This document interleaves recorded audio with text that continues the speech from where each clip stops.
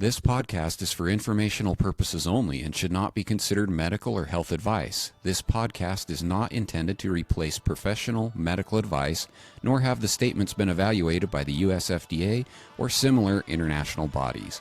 We are not responsible for any losses, damages, or liabilities that may arise from the use of information shared during this podcast. The views expressed in this podcast may not be those of the host. Greetings, health and human enthusiasts, and welcome to the Regaining Health and Humanity podcast.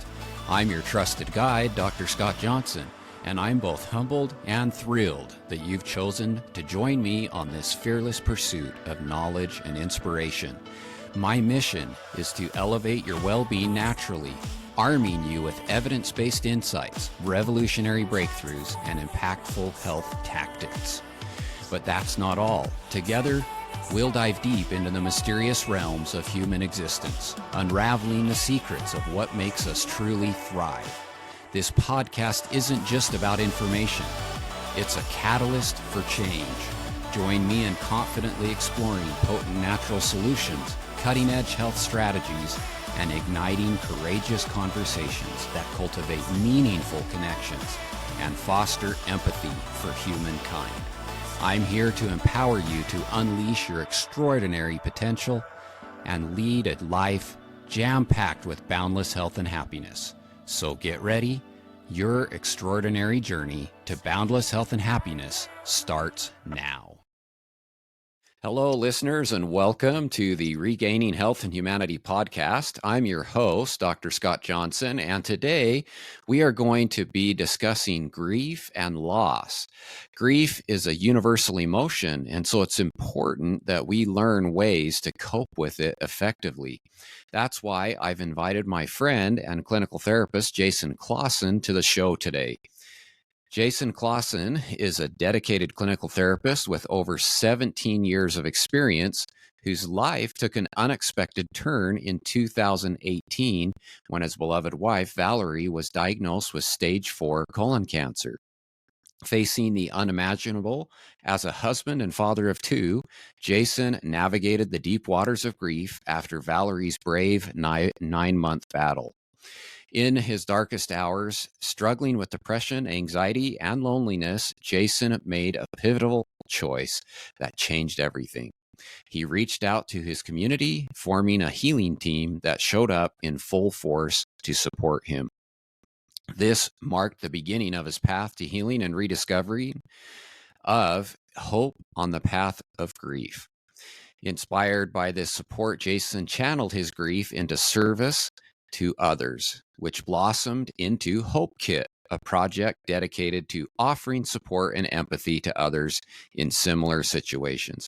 His story is inspiring, and I look forward to learning from him how resilience, community, and compassion can transform lives. Welcome, Jason. Thank you, Scott, for having me. It's a pleasure, and it's always an honor to share what I've learned to be able to help people. I want to start out by asking you, can you share some common misconceptions about grief and why they can hinder the healing process? That's a great question, because when you go through that grief experience, you don't know. So Right. you have to gather information or ask people questions. But a really big common one is grief doesn't follow a linear timeline. There's the stages of grief, and many times we think it's like we go through this one, then this one, depression, denial. But many times it just ebbs and flows depending on where we're at. So one day we can feel depression, one day we can feel acceptance and like we're moving on, or another one we could be like so sad that we can't function. And it just ebbs and flows depending on life and situations. And you know what? It's just the body, how it's responding to a very difficult event. And I think that is very important to know, versus as you go through the grief process, people think, okay, I'm done, I'm ready to move on. And Right. that's another misconception, is you move on from grief. And you don't really move on from, you grow through grief, and it becomes a part of you. and it becomes something that is you learn and adapt and it becomes a part of your story and part of who you are, versus it's an event. And I think a lot of misconceptions when I've been working with clients is they're like, my dad or my brother, my sister just says, well, just move on. Are you done grieving yet? And people think it's just like an event that you have Mm-hmm. and then you pass on, but it really becomes an everyday process where you get to love and remember your person for the rest of your life, and not forgetting them, but your life is kind of a way of being able to honor and love that person, and you get that opportunity. And I guess another one, Scott, is I think people think emotional expressions are a sign of weakness in grief. Okay. Um, Yeah. there's a lot, especially in the as a male, men and fathers, is they feel like they have to be the stoic person. They have to put on this mask. They have to be strong for everybody else, while everybody's sharing emotions, and the dad is champion this challenge that is happening. But I can guarantee, and from my own experience, is within that mask is someone that is silently suffering and struggling deep down inside. And just a short story: when I was going through my wife's battle with cancer, is I put on that mask, strong for everybody. And then when everybody was taken care of, everybody's asleep, my wife is taken care of, I took off that mask by myself when nobody's around, and I just cried. I just cried myself to sleep. And and I don't think if men will talk about that, but I would guarantee there's a lot of suffering going on that they don't show. But part of emotions is part of the process, and part of crying and sharing emotions allows you to heal and allows you to kind of get some of that yuck out, that your body is responding to that experience. So we need to be more vulnerable and open to be able to share emotions. And when people cry, we can't shy away from that. We just love them and support them and sit with them. And that can be the best healing when someone goes through that. And I always coach people, it's like, don't try to figure out what the perfect thing to say. Just sit with them. Mm-hmm. Just let them talk and let them cry. And that could be the best healing you could provide someone, without saying, I need to say the right thing at the right time. Just sit there and let those emotions come out through that experience. All of that's great advice, and I particularly like that you mentioned that grief is not like eventually it's just going to end and go away. You're going to live with it, and you adapt to the loss, and but it's always there, and it's always a part of you. It's not something Mhm. that you can go to somebody and say, like you said, "Are you done grieving now? Can we move on? Are we going to Yeah. get past this?" That's not the right thing to be saying. What do you tell people are some effective coping strategies for dealing with the initial shock of loss? And that is such a difficult phase, because your body is going into this shock of something you've never experienced before. It's kind of like a traumatic event. It is, Mm-hmm. if you study trauma and how the body affects it. But the what happens is when someone passes away, you get this rush of support and rally with people at the funeral. And then I think what a lot of people don't understand is, after the funeral, when everybody goes back to their normal functioning life, the person is at home, and those are the most difficult times of this whole experience, is because you lose that support. Again, you're alone, and I remember laying in bed and just thinking, I don't want to go to work. I don't want to do anything. I don't want to, I just want to just sit here and sleep or just check out. And for those that have kids, for me, get a knock at the door at that time, and they're like, Dad, I need help. And but we have to continue on. And a couple of things that I really think is really important is just the communication part. It's so hard, and it's hard to process all the emotions that are coming out from this experience, and you're feeling different things, the body's reaction, and finding a couple of really good people that you can just talk it out and begin to just, I say, get the yuck out. It's kind of like an infection that needs to be cleansed. And the best way to clean out the grief is crying, is getting those emotions out, talking about it. So finding people that will just listen and just hear you talk through things. I remember at the beginning, you're talking about the same thing, you're talking about your wife, but it allows them to process and hear those emotions. So communication is really key. And I will also say, in the very beginning, a lot of people don't realize this, but some form of physical activity is very, very helpful, because there's a book called The Body Keeps a Score, and it talks about how when you go through traumatic events, the body holds on to these emotions.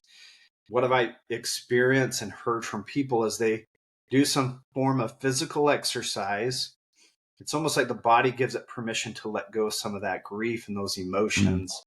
So as we're consistent and we're doing those physical exercise, you too can let go of those emotions, and you could you could be at the gym and have an emotional breakdown, or be doing something physical, and all of a sudden you feel a release. So I'm a very, very big person on physical exercise to be able to process those emotions.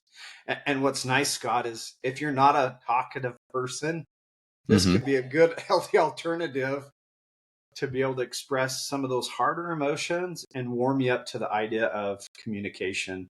And then obviously there's two more things: is writing out those emotions. Just another form of getting some of those emotions out onto paper. For me, I just put in some soothing music and I just wrote whatever came out. I didn't judge it. And it was surprising, like, what came out when I just kind of allowed myself to write whatever I felt like. Very, very healing. Yeah, I'm glad you mentioned the exercise, because, exercise is not just good for our physical health. It's important for our mental and emotional health. It releases endorphins that can help adjust our mood and help us feel happier, and just allow us to really process our emotions better by being active.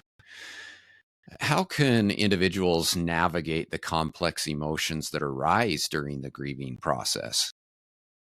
Such a hard because that you're in this fog. They call it a widow's or a grief fog, that life feels like it's going in slow motion. And again, you're feeling experiences and having thoughts that you've never experienced before. And it's just, it's you're you're just a mess. I'm trying to find the right word, but it's just, it's really difficult to be able to do that on your own. And I don't know a lot of people that have been able to navigate that just independently. For me, something that I did that I think that I teach other people is, in my hardest, difficult, most challenging time, I was a clinical therapist, and I got to a breaking point where I was like, I can't do this. I've been trying to do it by myself, been trying to wear a mask and try to be happy, and I just couldn't. And finally, I remember reaching out to my support, my people that are in my circle of influence, and saying, can you come to my house? I want to open up and share how I'm feeling. And I remember sitting in my living room and creating what I call a healing team. And we created a team that can help me navigate the most challenging parts of life, because I was trying to navigate and take on so much. But with my team, I was able to assign out different tasks. When things got stressful or very overwhelming, people could just jump in and kind of take those off my plate until I could breathe, or I could focus on simple tasks And then when I was strong enough and healthy enough or feeling good, then I could invite some of those tasks back into my life.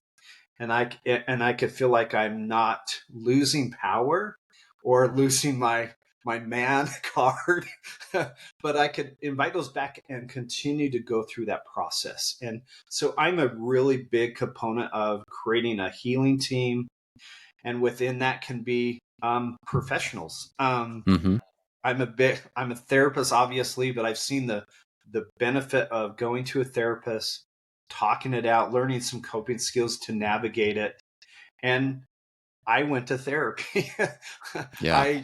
I needed someone to be able to listen to me and to help me. I needed someone that wasn't related, that was in my circle, to be able to hear and say, Jason, you need to look at things differently. So a professional, a support group, along with a healing team to be able to help navigate. And I always say the opposite of grieving is connection.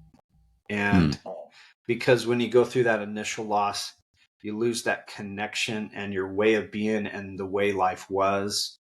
And as you invite people in to connect with, that helps the healing process move forward and kind of shares the weight of what you're feeling with other people rather than trying to take it on yourself. Are there any specific techniques or exercises that you recommend to people to help them cope with the overwhelming feelings of sadness or anger that may accompany a loss? Great question.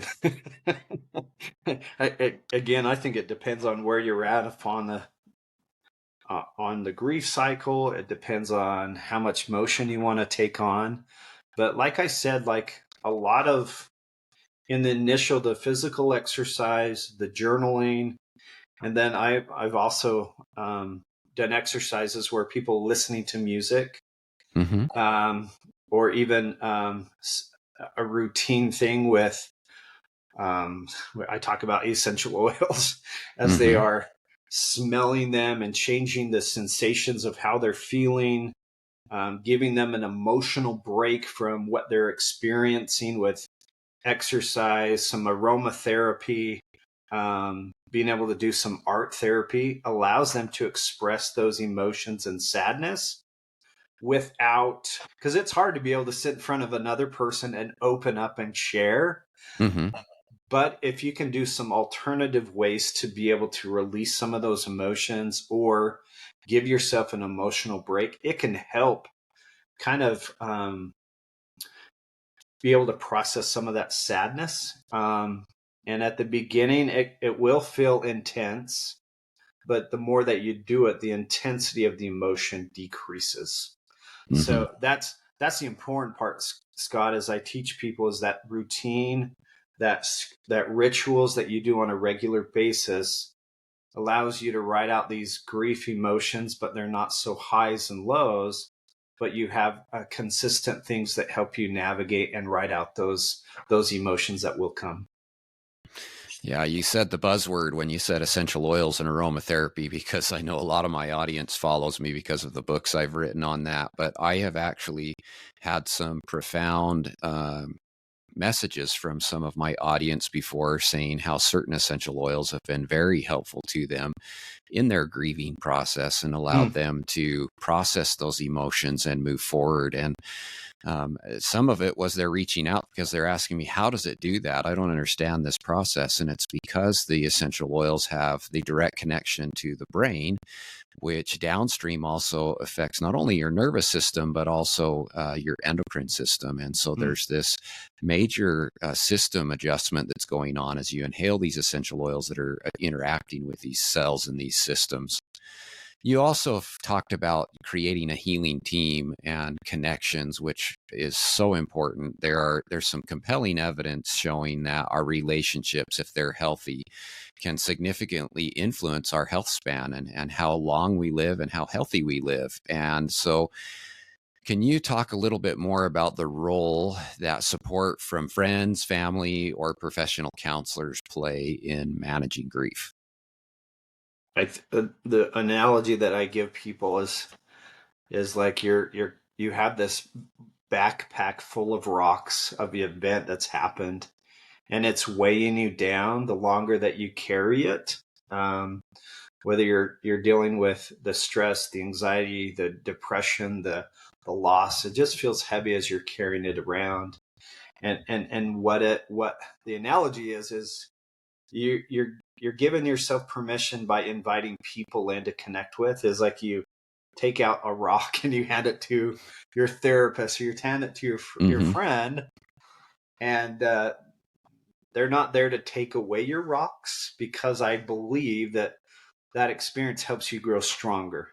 Life doesn't get easier, you get stronger, but they help you kind of problem solve and try to figure this out, or at least give you a break. And then when you're strong enough, they invite you to take it back and continue back on that journey, because that's a part of you. So what professionals and friends can do is just outlets. It can be a form of relief and emotional timeout. Mm-hmm.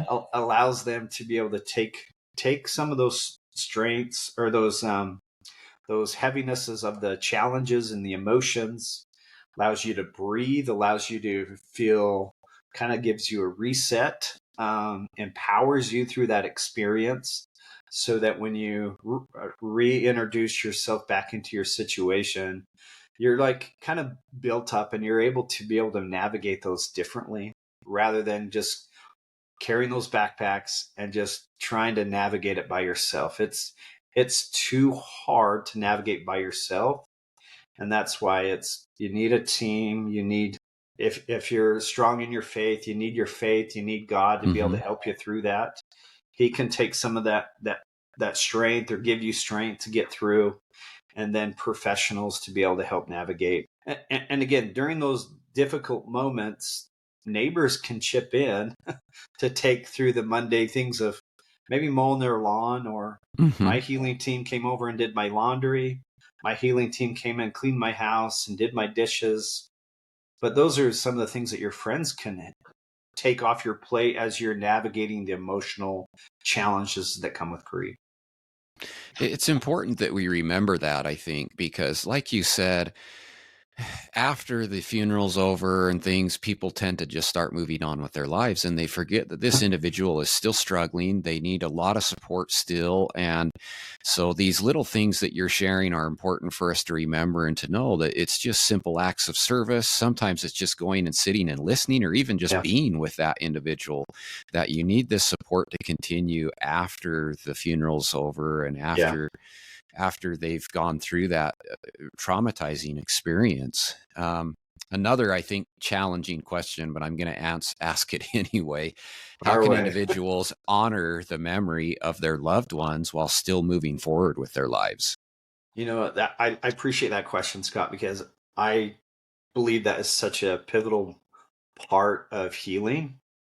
And because a lot of people, their fear is they're going to forget that person, or their name is not going to be said anymore. And that belief needs to happen. You need to be able to say the person that you lost his name. You need to say Valerie. you need to Mm-hmm. say you need to be able to say their names, so that it keeps their memory and emotion alive. And Mm-hmm. what is a great honor is, one thing that I do is, when I meet someone that has lost someone, I always ask what's their name, and I try to say their name, so it continues to honor. And there's a cool connection if you're able to do that, to be able to help honor and love that person. But so for me, my wife passed away in June 12th, and then her birthday was 2 months later. Mm.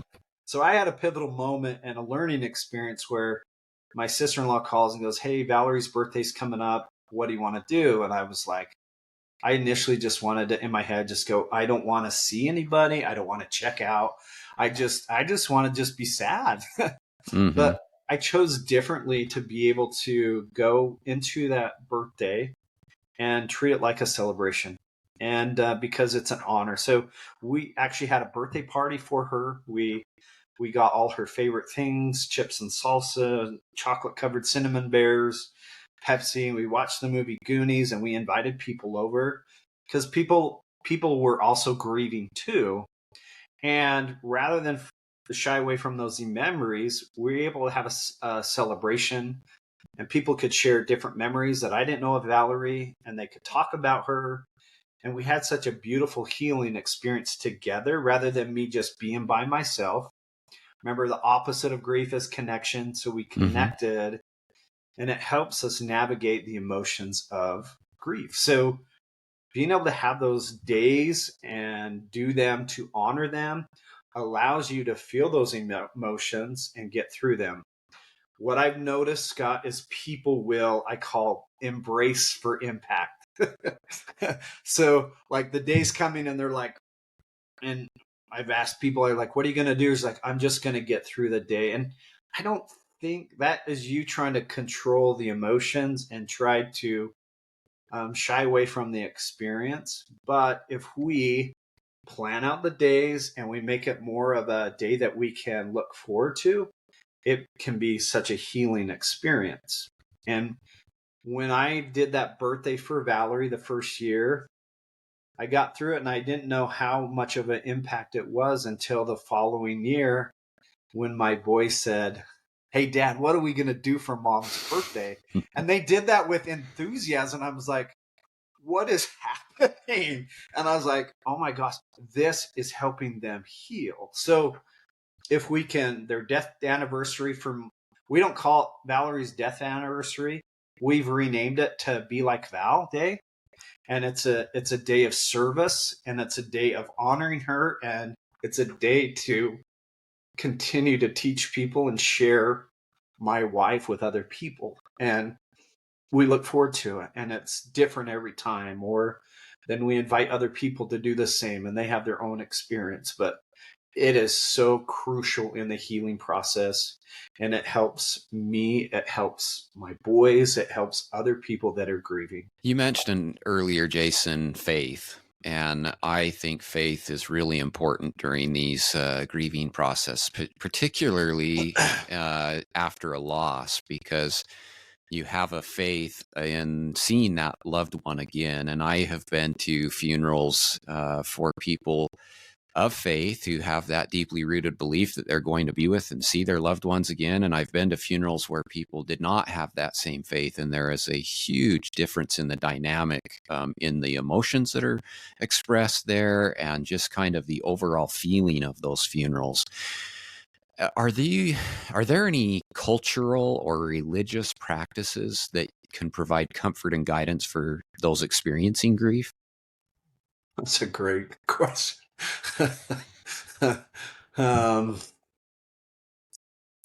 it's I would say I don't.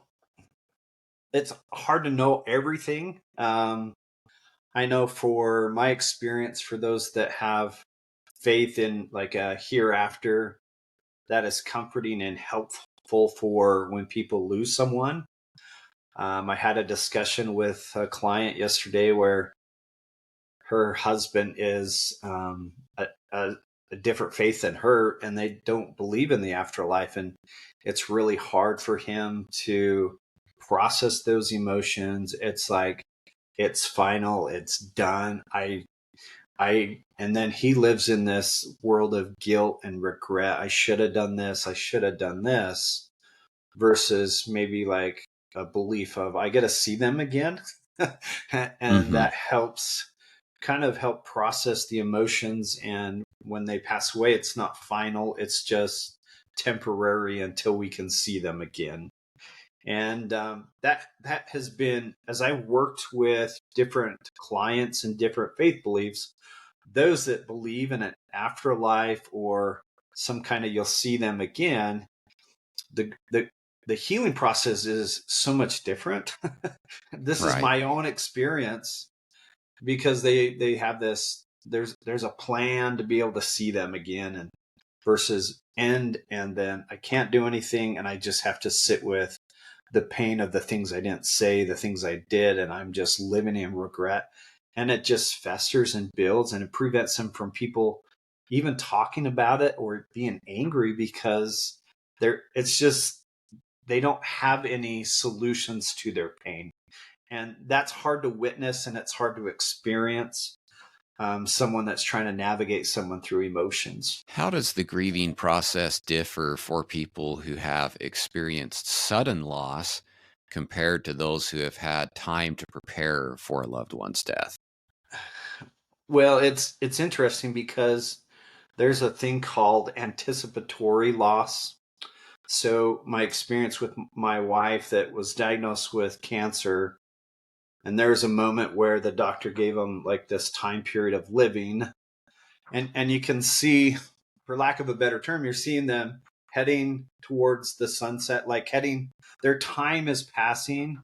Mm-hmm. So your grieving process begins to start then, and you're able to like process emotions, or even for me, I'm able to say things to my wife, or she's able to record things for my kids. As hard and difficult as it is, but it helps you start the grieving process, and it starts kind of moving forward through the process. So you get that time and those events to be able to prepare for different things and mentally get prepared of she's not going to be around. Extremely, extremely hard. Versus like a sudden loss where you are, someone gets in a car accident, and all of a sudden it's just shock and it's intense emotions, versus kind of spreading out the emotions over a period of time. These are just dumped onto you, and you have to almost, it's like you're drowning, and try to get your way out and breathe, because from one moment they were here and now they're not, and adjusting that in the moment is so difficult. So it's like this 50-pound bag being dumped on you, versus a bag that is of sand is just slowly being dumped on you. It's like Mm-hmm. this I'm in this hole, but the sand, and I can kind of start to move up a little bit as I go, versus all of a sudden I'm buried alive and I can't get out. So I'm trying to, and now kind of relate that to your audience to be able to help you understand. Both are very difficult and hard, and it's I guess for me, I am grateful that I had that Mm-hmm. anticipatory experience, because I got some kind of a closure. My last words with my wife were, I love you, I care about you, versus my last words could have been, I got in a fight, or I hate you. And that festers, and that just, you just keep reliving that over and over and over again. Mm-hmm. What are some signs that someone may be struggling to cope with grief, and how can we support them if we see these signs? You're asking all the right questions that people need. I I think it's being really aware. Well, let me back up. I think what's important is being able to check in with them on a regular basis, Mm-hmm. so that you can be in tune to some of these signs and struggles. If you're just seeing them at church, they might be putting their best self forward. You might miss the signs. So being able to, and this is what I tell people, is there, people are going to need to eat. They're going to need like paper products, or they're going to need stuff. So go deliver that to them. You don't have to talk, but you can go set it on their porch, or just knock on their door. Goes, hey, these are for you. I know you don't want to do dishes, but here's some paper plates and Mm-hmm. napkins, and this will make it easier. But you can get a visual of how they're doing, and I and so that you can start to gauge them. And I think that's really important. But some of the signs are just withdrawal, and not seeing them very often, or um, when you send them a text, be patient with them. For me, I had a friend that texted me 10 times before I responded. But things like texting, you don't have to respond, but I'm just thinking about you. But if you don't hear from them for a while, I think that's a good time to say, hey, I need to go check in with them, or I need to go bring them something, just to kind of get them talking about.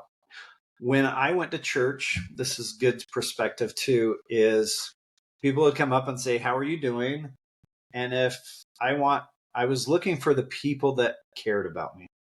Mm-hmm.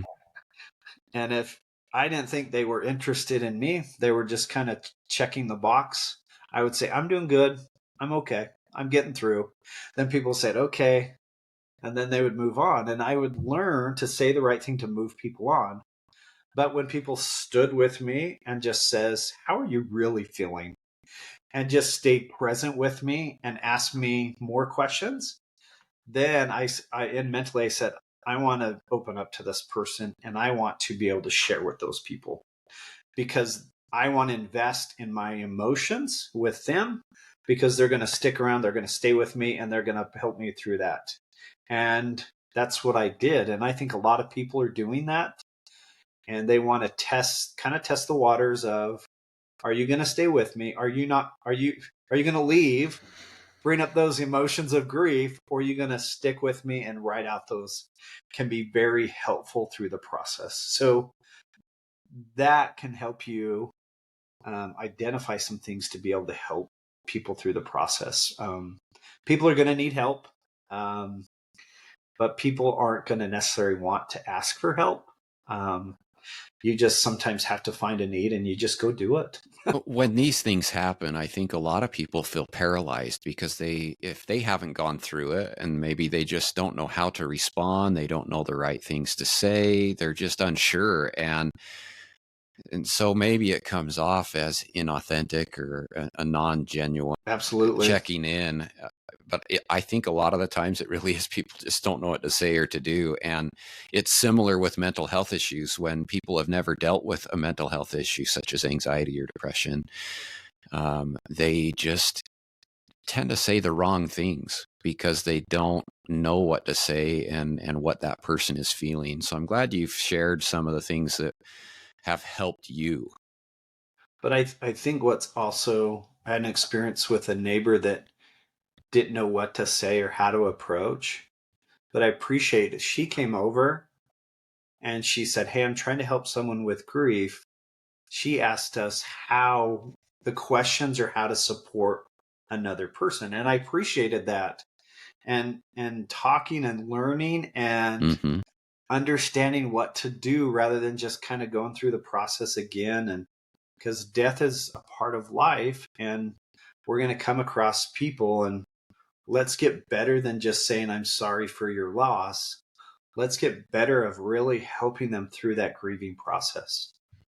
Yeah, there almost needs to be a grief class that everybody can attend for both sides. People to Yeah, learn to cope with the grief themselves, and people learn to cope or to help those who are coping with the grief. And so that's why I've kind of designed the questions that I have, because I wanted this to kind of be almost like grief 101 for people to be able to learn absolutely. themselves how to deal with it, as well as to help those who are going to be grieving, because it's universal. None of us are going to escape this life without feeling grief. And so we all need to know what to do when it comes on either side.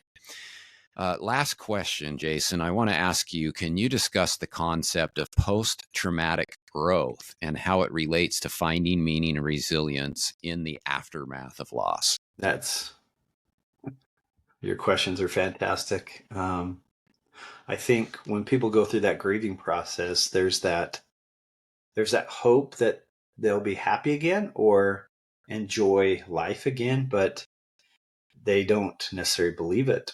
And I think what I've seen with people that prevent their growth and their resilience is they're unwilling to do the hard things and they're unwilling to do the work. And the work is obviously talking about that person, be able to lean into the discomfort, be able to feel some of those emotions or do some of the things that we're talking about. Is those little bit of leaning into the discomfort and then backing away that allows you to grow through that experience.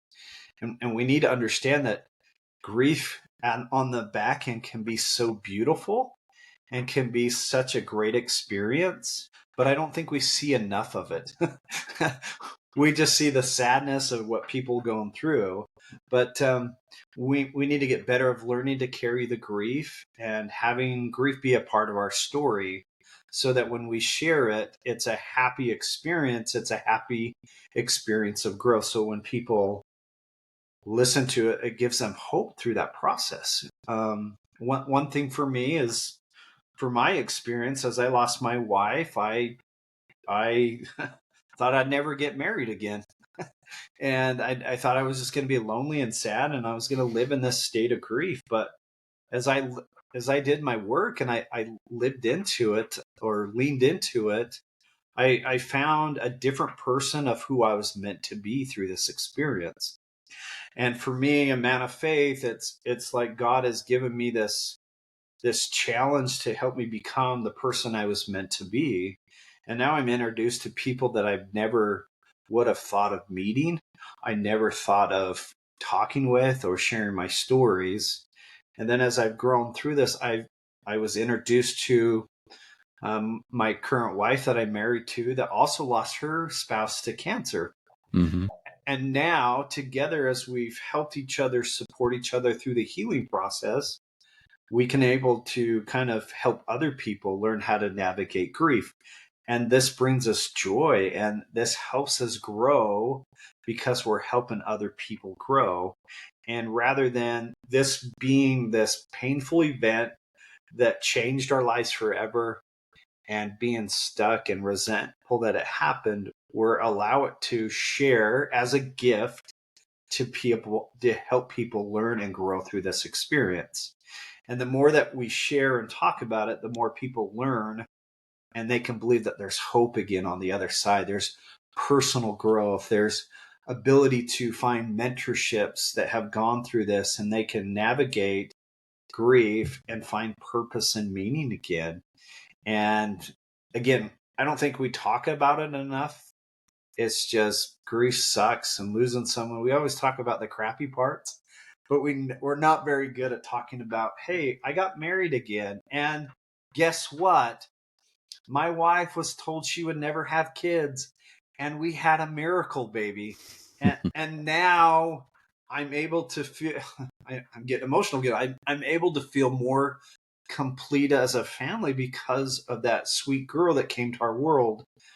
But we don't get to that. We don't get to talk about that. And those are the moments that we need to concentrate and learn about, that there is hope, so that people can be like, okay, I can do this. I can be resilient. I can follow the path of Jason or my friend Sean, so that they can have hope again through that grieving process. And again, it becomes a part of us. Grief is always going to be a part of us.